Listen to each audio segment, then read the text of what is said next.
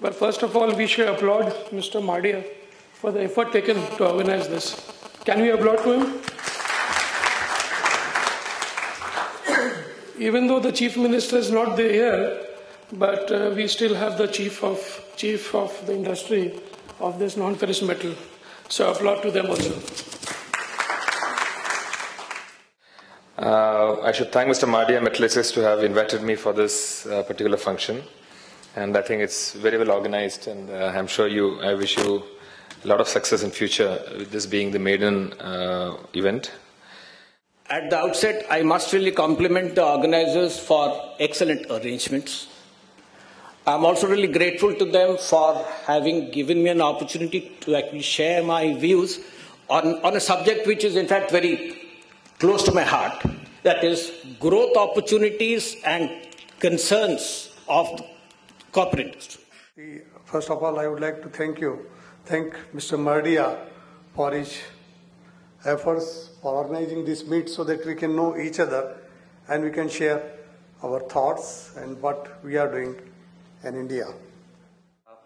First of all, I'd like to thank Mr. Mardia and team for inviting me here to represent CRU at such a august forum, because CRU does analysis. We forecast the industry. So this conference is on a vision. So when we are looking at a vision, we actually think about how we see the industry evolving going forward. CRU does that on a constant basis. Jai Hind, ladies and gentlemen. It has been a proud privilege to be part of this exhibition today. And our interaction with Mr. Sunil Mardia goes back to Aero India in February this year.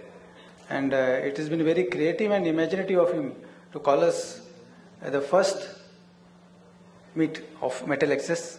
We really are grateful to him.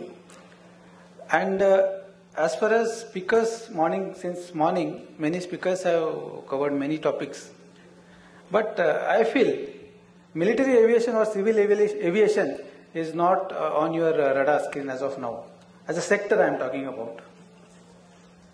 You may think over it, because today we are importing most of the defense equipment. I am talking about airborne equipments. And maybe another 10 years down the line, we will be exporting. So we need to think of that and jump the bandwagon. And I think there is a great scope for this industry. And we are in requirement of ferrous as well as non-ferrous metals. And as many speakers have covered, we are very poor in R&D, and we have to import most of our requirement.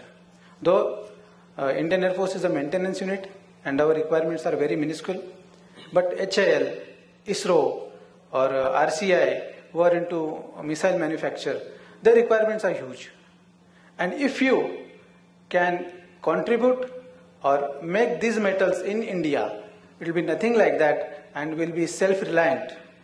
We need not import from outside, but quality and some MOQ issues are going to be there, which we will have to take care of.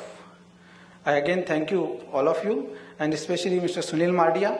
And this is a token of memento from our depot to Mr. Sunil Mardia, expressing our gratitude.